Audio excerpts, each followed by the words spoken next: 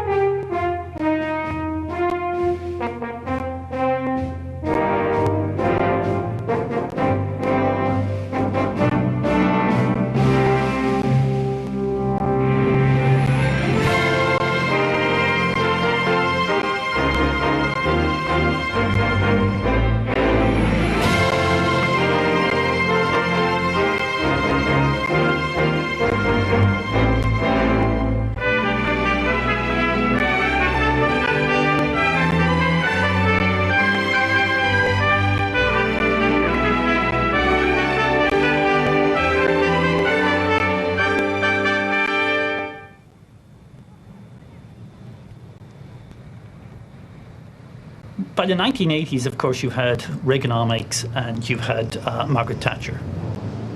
The former governor of the central bank pointed out that it was necessary for him to write to the English Times, effectively saying that we weren't going bankrupt. Now, I think that's a pretty good indication that you're in trouble, even if you are writing to deny it. The very fact that you have to start making those sorts of denials. The facts are appalling. The country was practically on the skids. There was genuine talk of the IMF coming in and sorting us out, like a third world country. That didn't happen, but there was talk about it.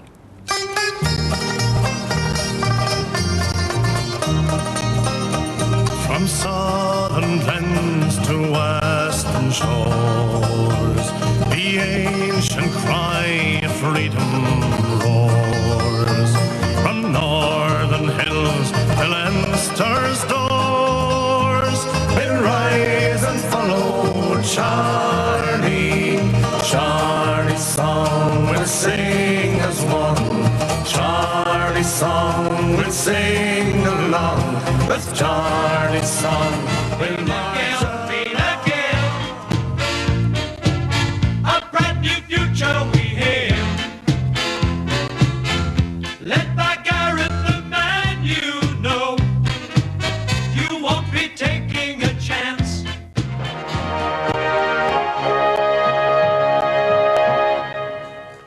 Charles Haughey and Gareth Fitzgerald are to be the chief adversaries of the 1980s. And not alone that, but they are to be adversaries at a time when Irish politics and the Irish economy is at its most volatile. There are 3 elections in the early 1980s. And Haughey is replaced by Fitzgerald, and then Haughey replaces Fitzgerald, and then Fitzgerald replaces Haughey for the following 3 years.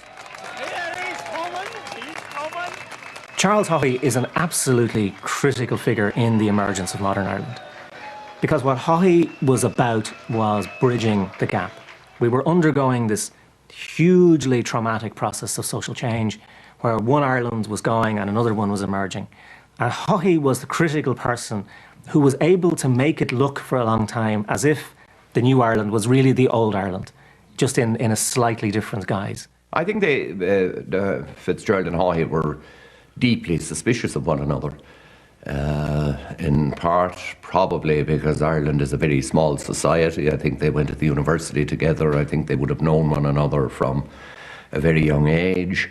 They probably formed antipathies at a young age, and they retained them. Probably had its roots back in their origins. Gareth Fitzgerald came, as I said, from a privileged background. He would have gone to Belvedere College. He would have eventually moved into teaching in UCD. Charlie was Christian Brothers' boy. By and large, the Fine Gael people were just better off, probably a big farmer or professional people or something like that, whereas the Fianna Fáil people would have been the small men and small farmers, the workers and so on. Well, we were always contrasted in university. He was in different societies than ones I was in. He was always with, the early part of the period, with men. I was always with girls. He was for the Germans, I was for the Allies. So, you know, the division was there at the very beginning. Fine Gael was just taking them as I found them. They were very much amateur politicians, nearly. Now, that mightn't be, strictly speaking, true in all cases. Well, Fianna Fáil were always political professionals, there's no doubt about that, and Fine Gael were never very professional. When I became leader of the party in 1977, all my orientation was towards policy issues. I never thought of myself as an organisation man. Your typical Fine Gael politician in those days would probably have come from the bar, and he would come up to the Dáil when the courts were finished at 4 o'clock, and then devote himself very effectively and efficiently to Dáil business. But that was the background. The perception of Fine Gael as a part-time party had some validity, not as much as people said, because most people in Fianna Fáil were part-time also, but it was not a well-organised party, and it was vital to reorganise it. And I think that from the 70s onwards, Fine Gael became a professional party, as professional as Fianna Fáil. In fact, in many ways, in some ways, in the early 80s, more professional. We really outpaced them a bit for a period. For me, the accountancy was one of the things that offered a fair amount of scope. I also decided to do the bar because if in a political career I felt that a knowledge of the law and naturally of legislation and all that whole area would be important. And also doing the bar would be a natural adjunct to the accountancy profession. He was certainly competent. He was up to the job. He understood what it entailed, at least in administrative terms. What I was, of course, very interested to see was, would he adopt what I considered were the necessary policies at the time. I was given great hope that he would by a television broadcast that he made in January of 1980. I wish to talk to you this evening about the state of the nation's affairs. And the picture I have to paint is not, unfortunately, a very cheerful one. The figures which are just now becoming available to us show one thing very clearly. As a community, we are living way beyond our means. He made statements in that which I totally concurred with and I thought reflected the policy needs of the time. I was working in the central bank at the time where the budgets of the early 1980s were coming out, and for the very first time we had developed economic models that could look at the consequences of these budgets. And we were forecasting public sector borrowing requirements of 15% of GDP. You know, you're borrowing in 1 year 15% of the entire national income of your economy. That cannot be sustained. The debt to GDP ratio, which is a key measure of the indebtedness of the country, was climbing, and it peaked at 130%. Inflation was rising. Employment was collapsing. The unemployment rate was up near 20%. Things were awful. This was the worst we have ever had. And the awful thing was, we had inflicted it largely on ourselves. We'll just have to reorganise government spending so that we only undertake the things which we can afford. To my consternation, he went on then to do the direct opposite of what he had said publicly. The political elite in this country were allowing the country to go down the tubes. And that was certainly the case for Charles Haughey and Fianna Fáil. Serious decisions, inconsistency, procrastination, failure to confront the power of lobbies, failure to sort of take the hard decisions, always the line of least resistance. This was having a devastating influence on the development of the Irish economy and on the development of Irish society. He inherited a crisis when he came in 1980. He said that, but then did nothing about it. In fact, in that year, public service pay went up by 35%, including 6% more people employed in the middle of an economic crisis. Fitzgerald might have handled Haughey more effectively in political terms. As I knew from where I was, and I had very limited scope, obviously, Haughey was a potentially vulnerable target if you were opposite him in the Dáil rather than beside him. It was sort of the lack of transparency about what was really happening that was one of the curious things. And it was part of a frustration of trying to make a difference politically. There wasn't the desire from within. The parties were pretty content with the situation as it was. And it was very difficult to get a real commitment to the kind of change that Ireland needed. I believe it probably led to dithering and difficulties over the hunger strikes, for example, because there was a change of government around that time. I think that it was something that would have been dealt with a lot more firmly if there had been more support given either to one party or the other by it. One party was afraid of what was going to happen, and the other, I think, hadn't got the nerve to actually go ahead and do what it was going to do. I once said that the Northern Ireland casts a long, dark shadow into every corner of Ireland. One of the problems was that for the larger country, it wasn't a major concern. That's difficult for us to fully appreciate, but it wasn't. It wasn't high on the agenda. It wasn't part of the discussion in Cabinet, part of the concern of the Prime Minister. It wasn't, in fact, until Mrs. Thatcher that it got high enough on the order of priorities to be dealt with as a really major issue which had to be addressed. And that is a tragedy.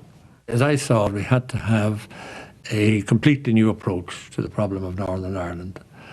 And I signalled that in the first speech in the Ardèche in 1980, when I said, look, we'll never solve the problem of Northern Ireland within the narrow framework of Northern Ireland itself.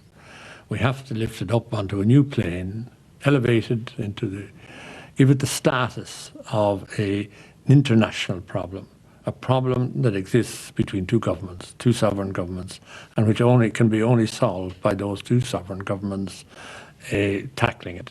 Well, the trouble with the North was that he felt himself to be the prisoner of certain Republican elements in his own party and of Blaney outside the party. So when he came into office, he allowed Blaney to determine policy, allowed Blaney to get him to try to sack our ambassador in the United States, who was standing up to the IRA, indicated he was not opposed to some of the pro-IRA people in the United States, nor aid in that. And it took a big effort by Frank Tusky and myself to get him back into line. So, there was always that pull in that direction, arising from the time of the arms trial, I suppose, which was a problem for him. It certainly appeared that there was a gulf between both men on all policies. But there were occasions when, for example, in 1980, Charles Haughey went to London to meet Mrs. Thatcher, who addressed the Northern issue and sought to come to terms with the Northern issue. And he should be given credit for that.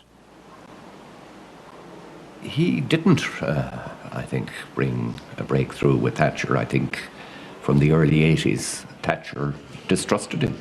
She was beginning to see that this was a major problem for Britain. And she also acknowledged that it was a problem for the two governments. We coined the phrase, the totality of relations between these islands. And he did make significant progress, but of course threw it all away by allowing claims to be made that this was going to solve partition, which she of course drew back and said had nothing more to do with him after that. Diplomatically, it was very badly handled. A potential gain there was thrown away unnecessarily. I regard it as a breakthrough and attempted to say so at the time, that it was a historic breakthrough, and I was derided at the time for it, but it was. I think it was a change. Because up to that, the very phrase anti-partition kind of confined it to a north-south situation. We came in then with a rate of inflation 21% in 1980, with a borrowing rate which had risen to an alarming level. In fact, when I came into office in 1981, I was told that if we didn't tackle it, it would be 21.5% of GNP, about 10 times the tolerable level. And there were very severe problems.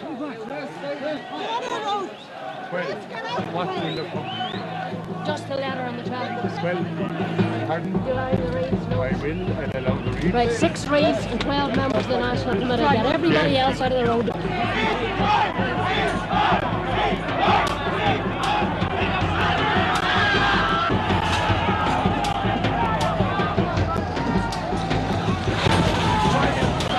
In certain circumstances of violence in Northern Ireland, emotions could be aroused here too. We had riots in Dublin, which were very dangerous indeed, back in the early 80s and the 70s.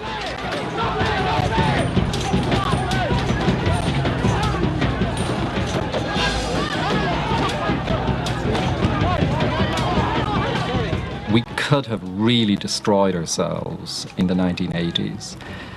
I guess the feeling in Europe was that this was going to be the first embarrassing case where a nation state just couldn't hack it within the European Union.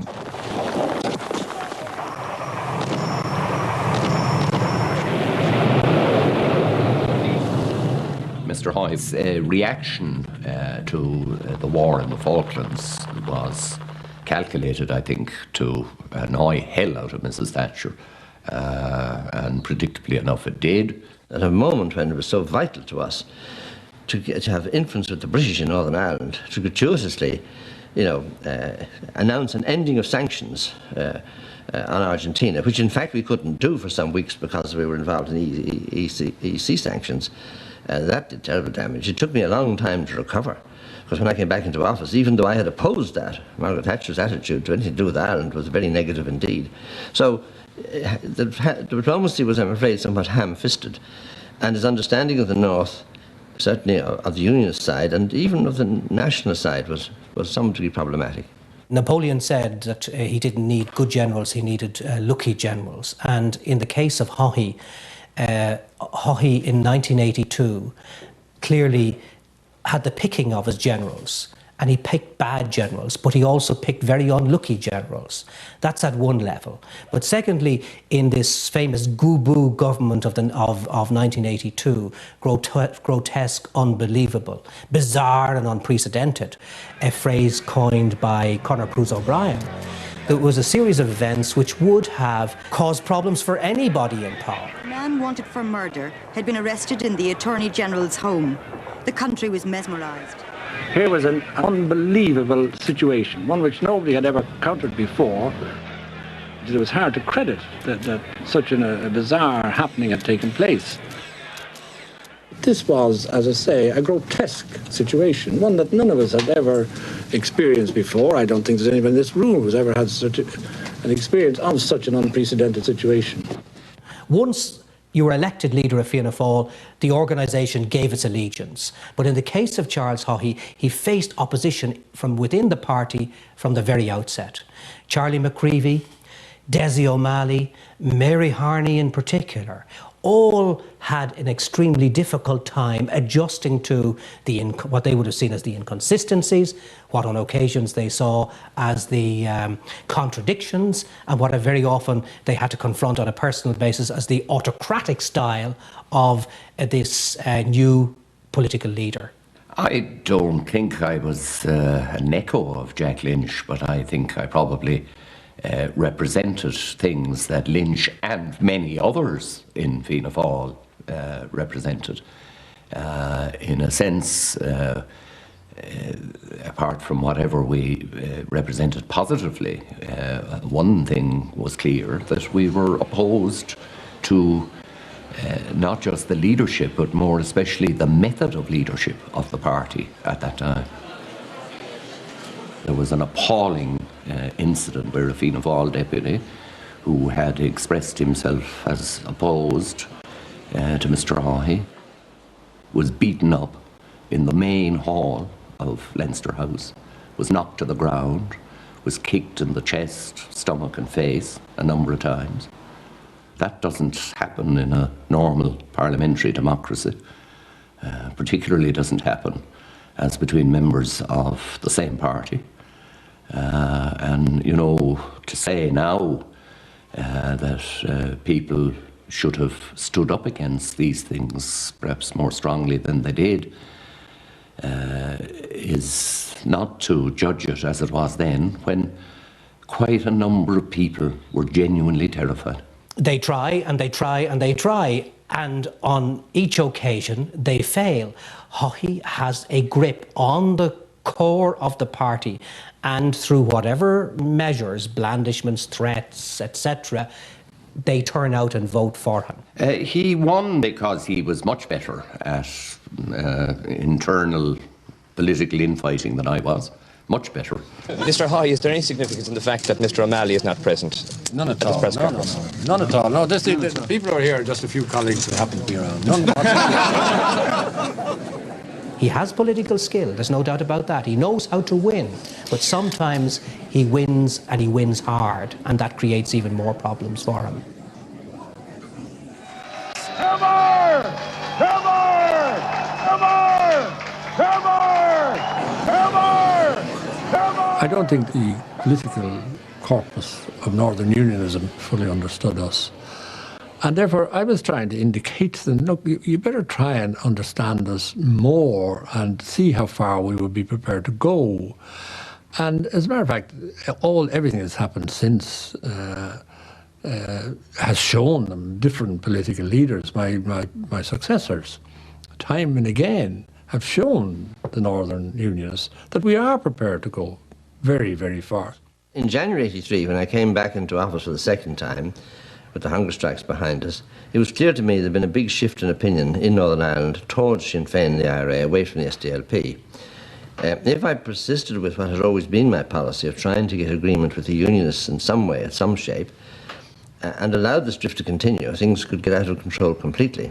So I had to decide to abandon that approach and do what I'd always disliked doing and decided not to do, to deal with the British in a sense behind their backs, to get an agreement which would reinforce constitutional nationalism in Northern Ireland.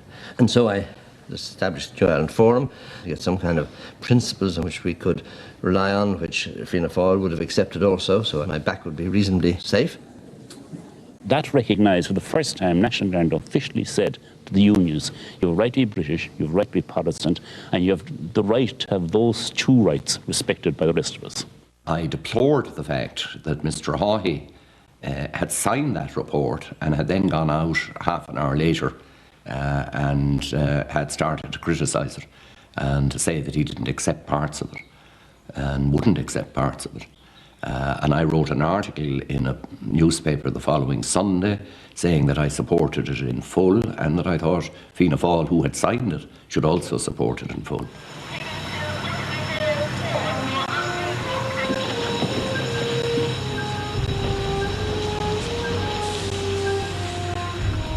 We were all very, very fortunate. The bomb went off somewhere between 2:45 and 3. I know that because I looked up when I'd finished something at 2:45, and I just turned to do one. There's a running undercurrent going right back probably to the foundation of the state, that the British government probably find it easier to do business with the people who gave up being rebels first.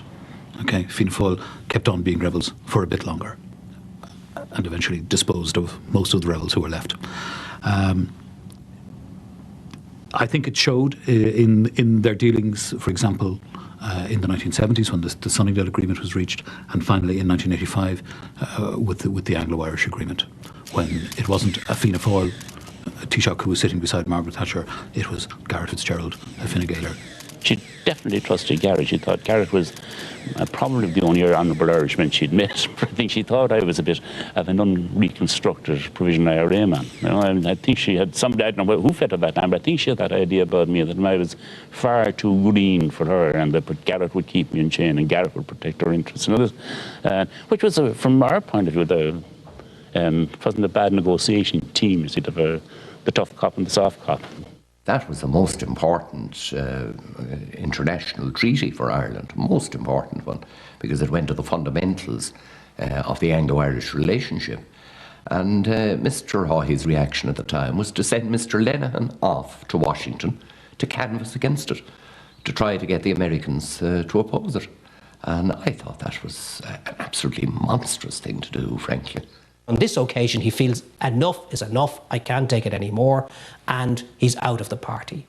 The belief that Fianna Fáil were somehow the keepers of the holy grail of republicanism south of the border could not allow any initiative to be taken by the people who, after all, were the people who imposed, or were seen to have imposed, the treaty on the people of Ireland.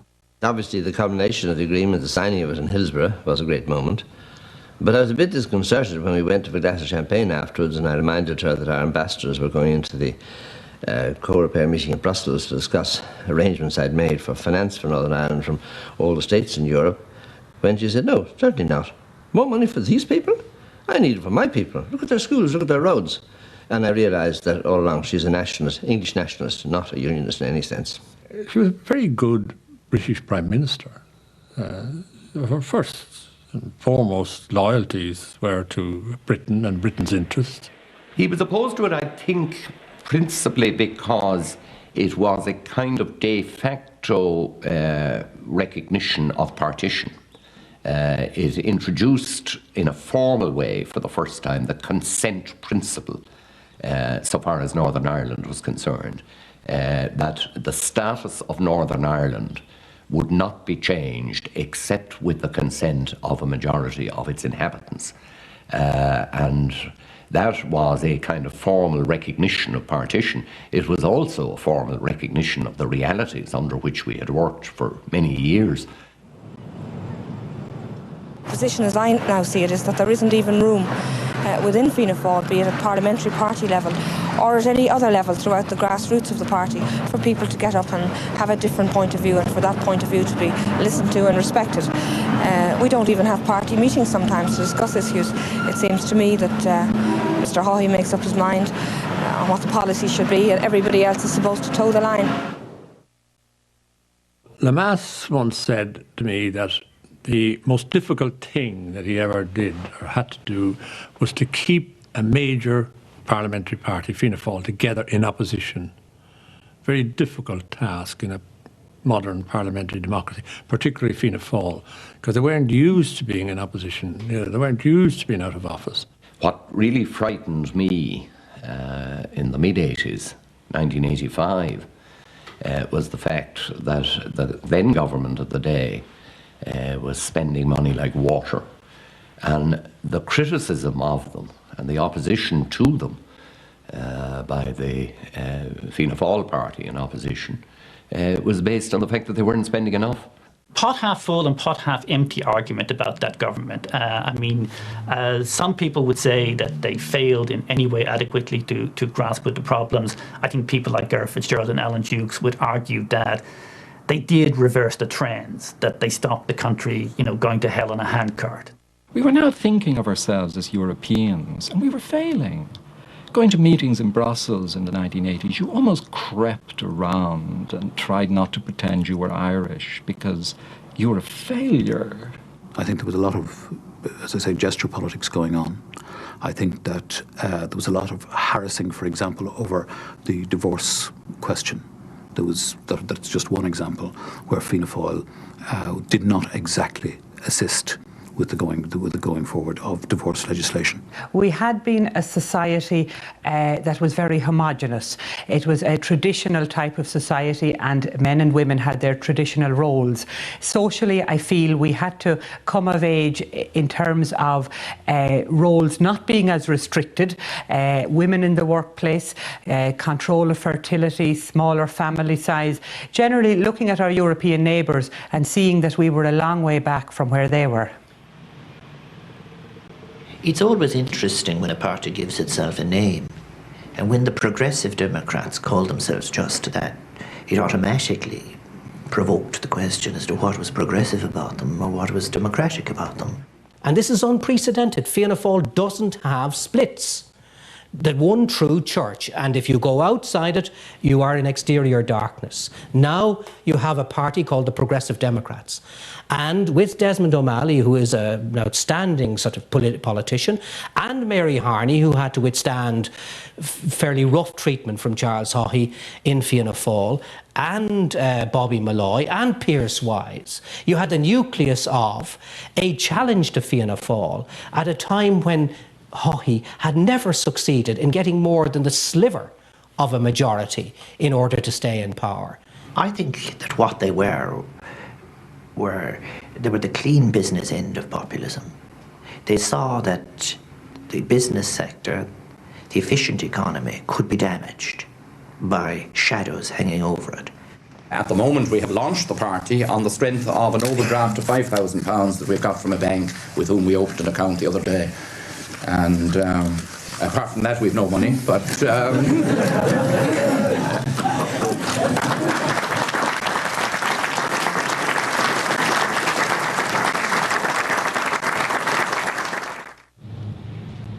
When we went back into government in 1987, we more or less had our programme fairly clear, very specific as to what we wanted to do.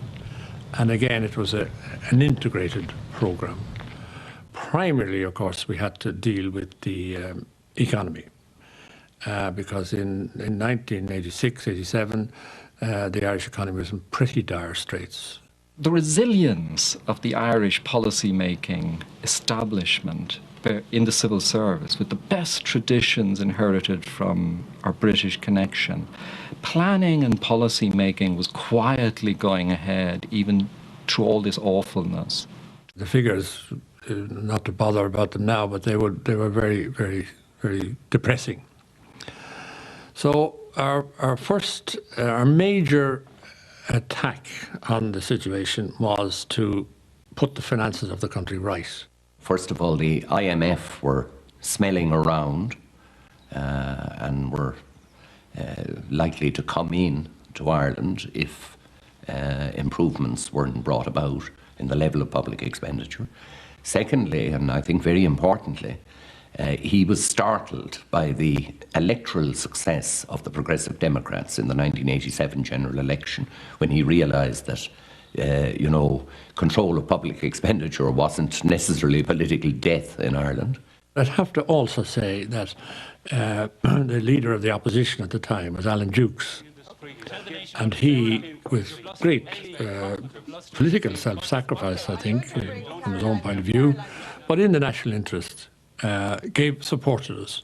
He said, as long as you're doing what I believe is in the national interest to get the finances of this country right, we won't bring you down, we won't interfere. That was what was known as the Tallaght strategy. And that was enormously important, in fact, crucially important. And he, for the first time, appointed a proper Minister for Finance who was prepared to implement the proper policies.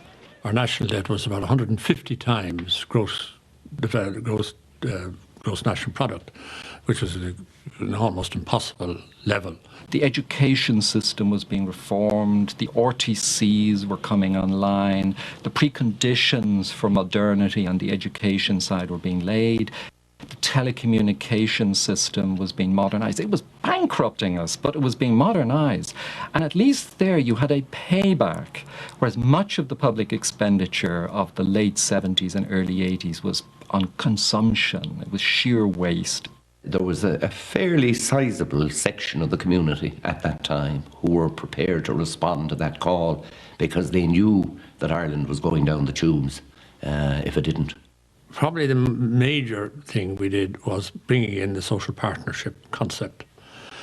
And the idea of that was we brought together the trade unions, the employers, the farmers, and all the different interests in the community, and brought them together with the government to decide on overall economic and social policy.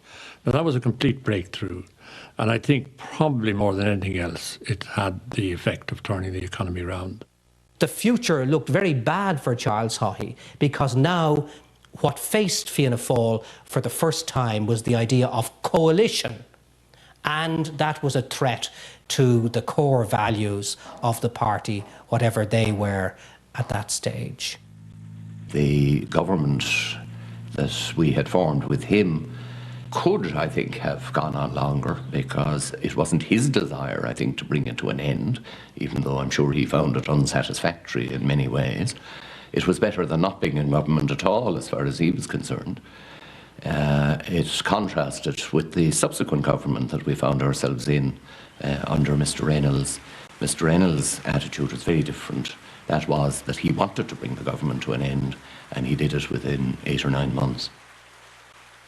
I suppose I acquired, in the course of my career, 3 major opponents.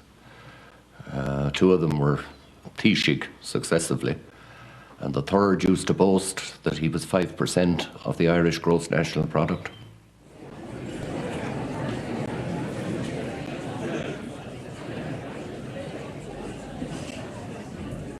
We were up against the might and the money and the very effective machine of the greatest political party in this country, and we beat them. Some of those who've written about the election of Mary Robinson give the impression that Mary Robinson was practically born on the day that the presidential election was declared. Mary Robinson had offered very unpopular, brave, wonderful, pro-woman views and pieces of legislation 20 years before she was standing for the presidency. Internment transgresses the whole principle of law, that it is contrary to the most basic and fundamental function of the process of law. To stop the destruction of Wood Quay, and we are marching for the construction of civic offices to be constructed Would it not elsewhere. greatly diminish the fear and feeling of oppression if there was a genuinely inter-church approach to mixed marriages, not just consultation, but campaigns on behalf of single mothers, campaigns for equal pension rights, access to the Widows and Orphans scheme, which hadn't been previously the case in the public service. She had been associated with divorce, with campaigning for divorce. She had championed the rights of minorities, travellers and homosexuals, for instance, so that Mary Robinson's election was people saying, we're now able to look at these issues in a mature way. We're able to join the European mainstream. We don't want a society that looks back. I think going to Allihies very shortly after I had launched the campaign was so important. It meant that I was able to appreciate what Allihies was all about. That it was people on the margins determined to make a change for themselves, for their families, for the seaboard of Ireland, because they'd come from right down from Donegal to take part in a conference which was about survival.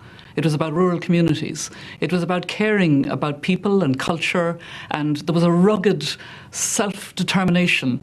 And I was very encouraged and very affected. And I wanted to represent this. One recalls the stories of women who had never voted before, or who had certainly had never voted in a presidential election before, turning up with buggies and small children in hand and making sure that their vote for Mary Robinson was registered. It was the defeat of the old order in some way that was more important to me than Mary Robinson's victory. I see her election as very much the culmination of a lot of hard work by the women's movement from the 1960s onwards in changing the political culture in such a way that it made it possible for a woman to be elected president. I appreciated the loan from Charlie Haughey of the quill that De Valera had used, because I was conscious that I was the 7th president. So many people told me they'd cried. It was very deep. And I wanted to say, you know, we had got past the faded flags of the old Ireland that was so divided and somehow in that kind of cul-de-sac in itself, that women had been so important, and that the hand that rocked the cradle rocked the system. And there was such energy there. And I was simply on the shoulders of so many other people. That's why I was there. But I was carried by the strength of purpose, of the margins coming to the centre. People thought that they had done something that could be a substitute for politics. People work very hard in Ireland at being apolitical. I once said that it was one of the few countries on the planet where, until recently, you could get a round of applause by saying you knew nothing or wasn't one bit interested in politics.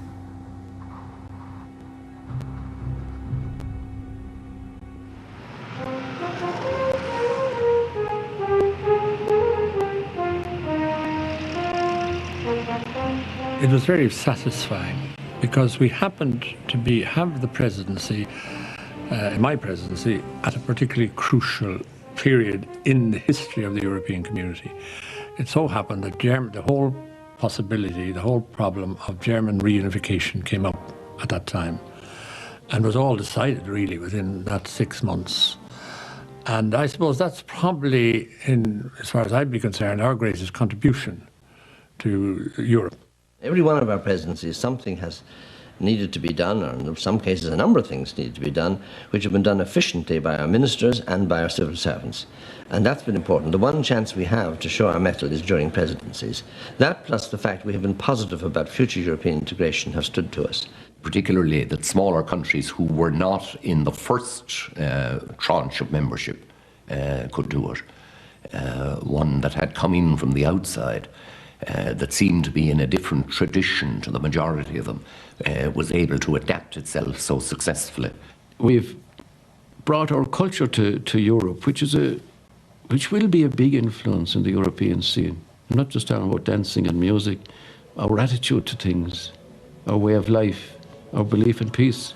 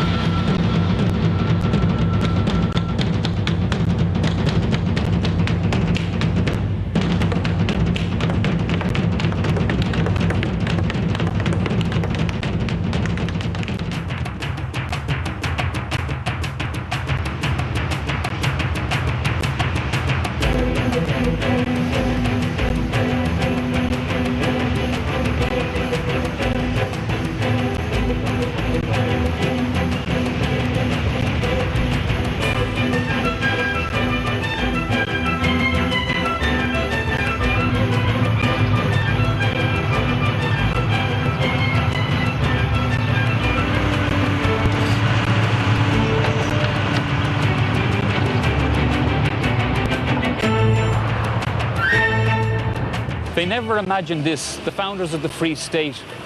They thought that the ideal Irishman was the peasant in communion with the soil. They never thought of people moving in droves to towns and to cities. This thriving, pumping, alive city of their capital of Dublin. And we see around us two Irelands that they never imagined. They never imagined an Ireland of preserved buildings. The government of the 1930s actually thought seriously about knocking down sides of Merrion Square. They never imagined the technological Ireland. They couldn't. It was an Ireland out of their ken. It was a modern Ireland.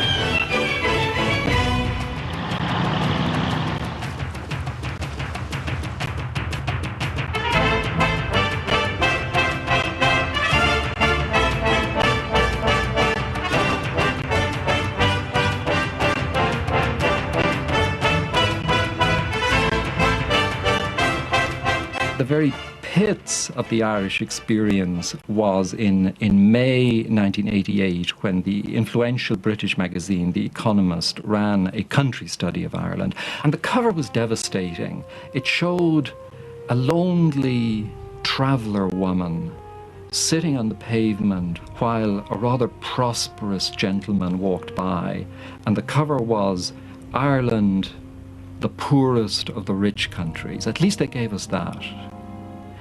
9 years later, the same magazine had a cover with a map of Europe, and around Ireland there was a shining green light, and the title was Ireland, Europe's shining light.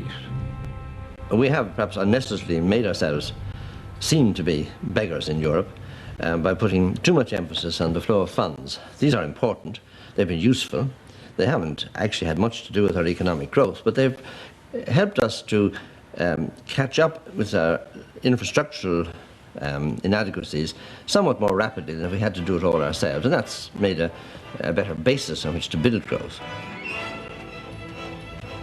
There is this very strong sense of Irishness that isn't in any way diminished by the fact that 60% of our manufacturing sector is American-owned. That doesn't make us any less Irish. We're very comfortable with the notion of participating in the global economy.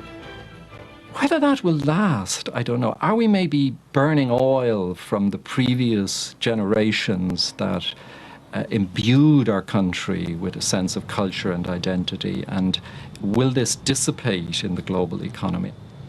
I did believe that I had an obligation to fulfill, a constitutional obligation to establish who was taking information out of the most important boardroom in the country and making it available without authority to the national media and to others. And I felt that that was wrong. So also did my colleagues in Cabinet feel that was wrong.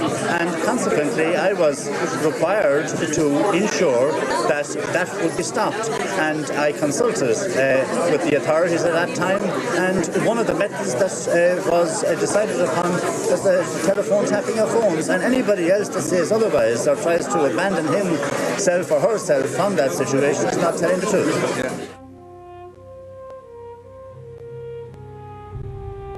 The proximate matter that caused his eventual departure was simply the disclosure, I think, in public of something that we probably had suspected anyway, or a lot of people had suspected. I think it was inevitable that it was going to happen, either sooner or later.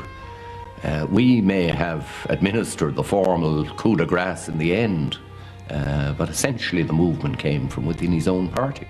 Many people now who I clearly remember as fawning around Mr. Haughey would pretend that they practically never knew him. They sought him out, they sought to imitate him, they were moved by it. And what it was there was a thing standing behind it in Irish political anthropology, the notion of the strong man. And that maybe if he was strong for himself, and there are questions about many things that people felt that were happening, in the end it would be good for us. Many of us questioned these matters in private, certainly, as to how all this could be. Sometimes, when you asked that question of people within Fianna Fáil, you were almost regarded as a traitor for asking such a question.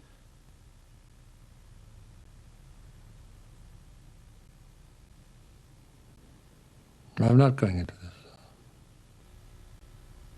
What I'm interested in is what I tried to do, why I tried to do it, what I achieved, how I achieved it.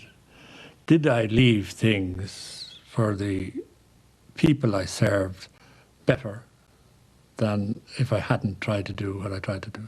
I think Charles Haughey's claim that his achievements were monumental and that history will see them as monumental is absolutely right, but not in the sense that he understands it. His achievements were monumentally damaging. What he did was very, very profound, because what it represented essentially was the abandonment of the state by its leader. This was the subversion of the state from the inside. It was the person who bore the legacy of Lemass, and through Lemass, of the founders of the state, actually going into exile in the Cayman Islands, effectively? I think he had some considerable achievements, but I think his achievements probably in the public mind for quite a number of years to come will be overshadowed by the legacy that he left behind him. And that legacy didn't just affect his own party.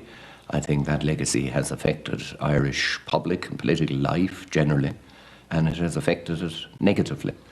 And it has led at the end of this century to, a feeling of cynicism towards politics and towards public administration that was quite absent in the earlier days of the state.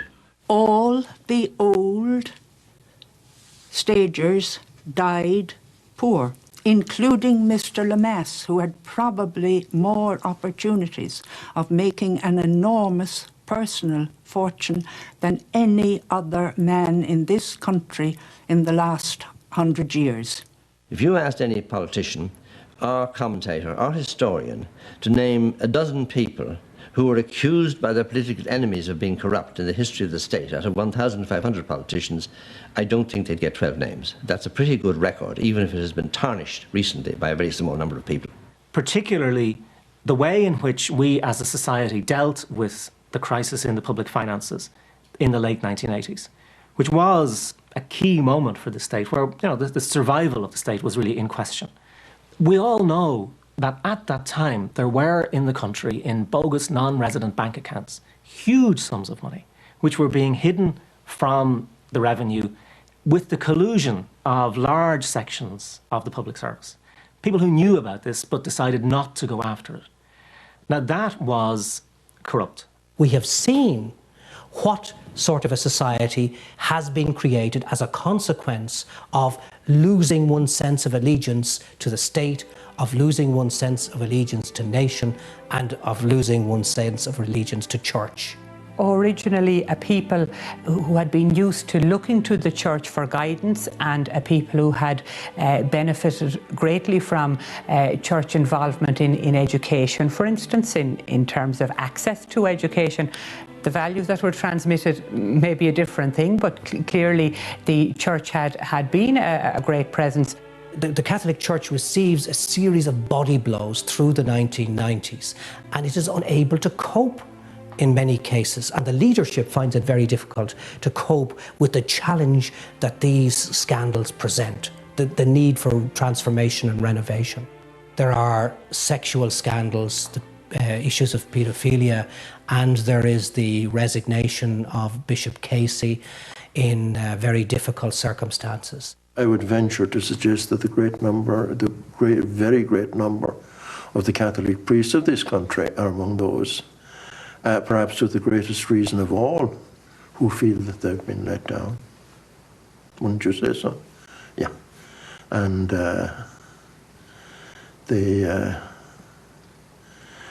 have a feeling, rightly or wrongly, that they have all been tarred with the same brush, and they wouldn't be human if they didn't resent that. Most of these people are trying to do their job as they see it, and this problem is undoubtedly, I think, much more disease than anything else.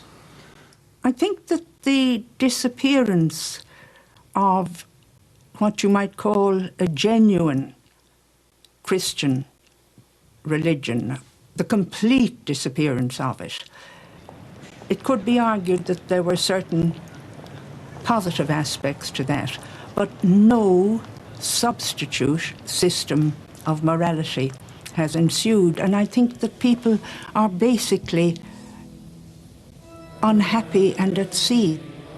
What kept this country together?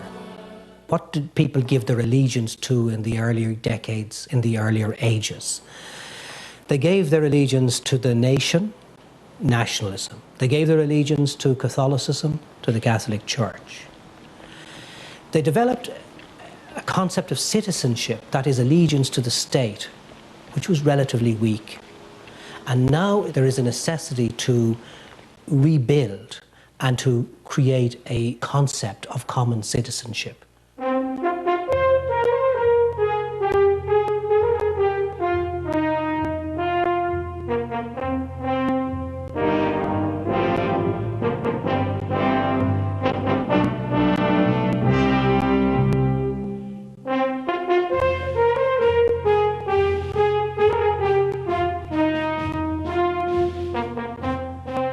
It's very hard to get a big boom without greed. You know, the rising tide is created by greedy people, if you like, or competitive people. They're not always greedy, they're often very generous. But they're competitive people who go for the success. And that creates wealth. And where every country has failed, even the EEC has failed, is in the distribution of wealth. There are huge gains for everybody on this island if we can resolve the differences of centuries and begin to find a way of working together for prosperity and for enhancing the role of the island in its contribution to the world.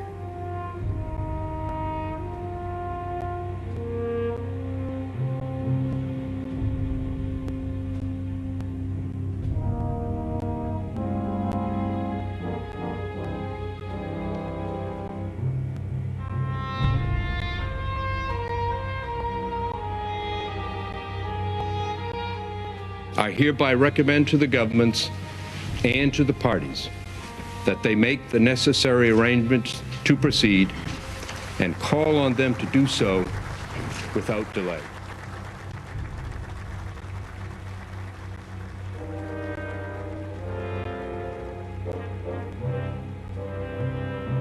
Our colour is green, that's how the world sees us. Charles Stewart Parnell thought it was a very unlucky colour, but it has been the chosen colour of the Irish nation for really quite a long time.